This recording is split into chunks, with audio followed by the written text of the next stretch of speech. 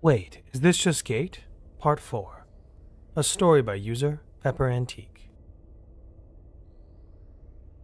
The interrogation went on for nearly 7 hours, only taking breaks so that James could be taken to a latrine. Not as bad as some of the ones the army made him use, James had thought, and for a short meal break. The meal was actually delicious, consisting of a bowl of hearty soup that reminded James of a mix between a curry and a chili, with a small bread ball that had been filled with herbs and cheese, and a glass of water. Kella was given a similar meal and ate with him. Their conversation had taken a less formal tone while they were eating. Less an interrogation and more of a conversation. Honestly, though, as far as interrogations went, James was surprised at how lax it was. There had been no torture, no harsh questions, not even a beating or a threat. It felt more like an interview than anything else. He'd even been allowed to refuse questions, which he mainly did when they pertained to the army, or questions that felt a touch too personal. Afterwards, Kella had left the room for a few minutes, returning with his cell phone and a key to the shackles and chair strap. "Please follow me. We are done here," Kella said. "So, did I pass? Did the guys behind the mirror decide that I'm not a threat?" At that, Kella stiffened. "You knew there were people behind the mirror? Could you see them?" Kella asked. "No, but the whole two-way mirror trick is a pretty common thing where I'm from, though probably not as common as the movies want us to think." Interesting. And no, they did not determine that you are not a threat," Kella replied. "They simply determined that you were mainly being truthful, minus a few things here and there. As such, they believe that while you are a threat, you aren't currently enough of one to warrant imprisonment." "Well, I guess that's good." "Indeed. Also, they've determined that you may use your phone to contact your home if possible. I am to lead you to the summoning room. They believe that it will give your phone a better chance of reaching them, though I am to monitor anything you say to them." "What?" James asked, somewhat surprised. "But my phone doesn't have any signal to reach them. I couldn't send a At this, a loud tap issues from the mirror. "They know this is a lie, Mr. James. It is all right, though. They want you to send a message. I don't know why, but they do." "They can tell when I'm lying?" "In this room, they can." The werewolf continued to the door. "Please follow me." Well, shit. That's awkward, James thought. He grimaced and gave a half-hearted wave to the mirror before following. James had been conscious when they had left the room he'd woken up in. That walk had only been a few halls over from where the interrogation had occurred. The walk from the interrogation room to the summoning room was a bit further. In fact, it was on a much lower level as well. At least 3 floors by James's guess. The hall was much busier this time. Before, there had only been a handful of guards patrolling. Several of them were as big as, or even bigger than Kella, but there were some that were more in line with what he had to assume were humans. Though one of them also had wings that moved in a way that suggested that they were real. That guard also had a beak shape on their helmet. Great, I'm playing D&D on realism mode. Jonesy would be super jealous, James had thought. Now, however, there were other people walking about. There were still guards, but there were also people that he had to assume were royal servants. They carried crates and bags and trays of who knows what. Some of them were having conversations. In fact, he was pretty sure he heard a bit of flirting when he passed one pair of men. Well, I guess they don't worry about that thing in this world. Progressive. A bit startling for a seemingly medieval setting, but maybe it's a good sign for the state of their society. There was one outlier in the hustle and bustle. Princess Amina was standing outside the summoning room when they arrived there.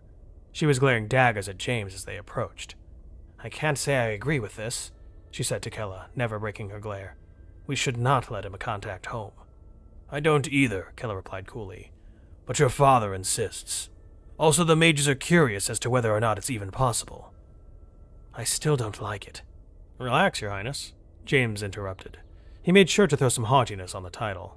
"I doubt it'll even work. Even if it does, it's not like anyone would believe any of this." "You had better remove that attitude before I remove it for you." This unexpectedly came from Kella. James balked. "Sorry." He looked back at the princess. "Look, I'm sorry I took your friend from you. I was just trying to defend myself. I have only the most basic idea of where I am, and I have no idea what I'm going to do about it." The princess's demeanor actually softened somewhat at hearing that. "I'm really not going to cause any trouble for you guys. I figure I can at least hear out whatever reason you had for summoning me. Until then, I'm just trying to figure out what the hell's going on." He held his hand out. "Deal?" "You better," was the princess's only reply. But she did shake his hand. Then she turned to Kella, who had just opened the door. "I will become your pack leader again." "Last time you only barely managed to scratch on my face, So I kind of doubt it, Keller replied. If my blade had been silvered, that scratch would have left you with a scar from forehead to throat, and missing an eye at that. Ah, but it wasn't silvered. Also, he shot me in the chest 3 times. 2 of those went all the way through and out my back. I had to cough up the 3rd one. If his bullets, as he calls them, had been silvered, I would have been dead 3 times over. I don't think you can top that. James interrupted again. Guys, as much as I enjoy some half-failed warrior flirting, can I send my message now? Right, sorry, Mr. James, Keller said. The werewolf gestured to the now open door. Please come in and send the message. James walked in. The room was bigger than he had thought, roughly the size of a basketball court and nearly 40 feet to the ceiling.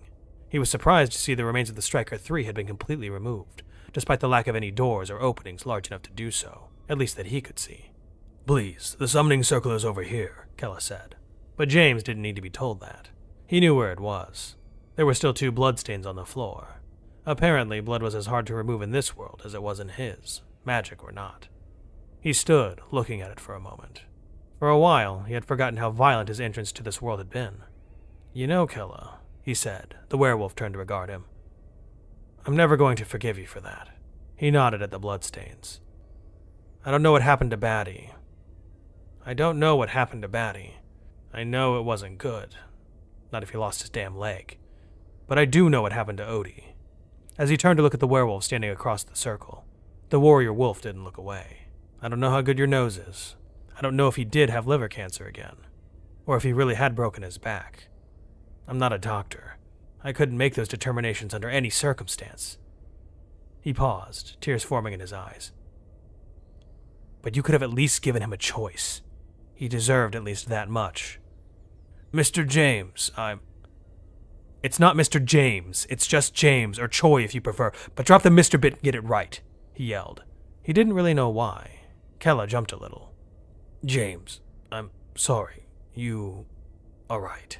I forget sometimes that not everyone holds the wolf way of things, was all the wolf could say while lowering their head.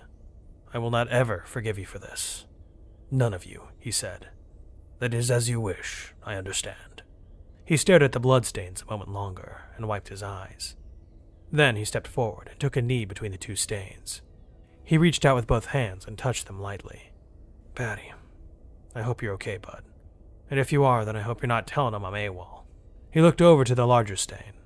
Sarge. Man, I'm sorry, dude. I'm so sorry. He was crying again. James, this is no... Shut the hell up, James interrupted.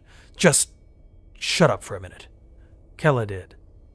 He wiped his eyes again, then stood up and looked at the wolf. You better not die before I kill you. He took the phone out and opened the text message app. 2 bars now. I guess that's an improvement. I probably can't make a call, but I can at least send a text message. Don't worry, I'll leave the phone unlocked so that your mages can read it. You know, once they figure out English translations. That should be fine, Keller said. Dear Mom, not AWOL or anything. Don't know how to explain current situation. Hope Batty is okay. Tell them I'm still alive, but unfortunately Sergeant Odeko is dead. Will do everything in my power to make it home, but I have no idea how. I'm not dead yet. Great-great-great-grandpa's story is going to look like a walk down to the corner store compared to what I'm going to have to do to get home. But I will. Love you. Tell Joey I think I might have done one of those isekai things he loves. Might help explain a bit. Then he hit the send button and handed the phone to Keller as he walked towards the door.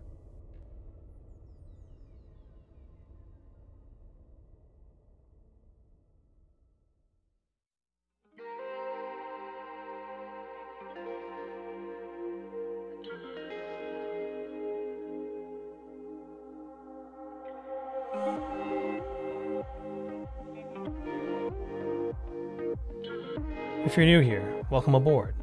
Check out the description for the story, and join the Discord if you like. Consider supporting the channel and the author as well. It's a dangerous world out there, but remember to be brave and look up to seek the stars.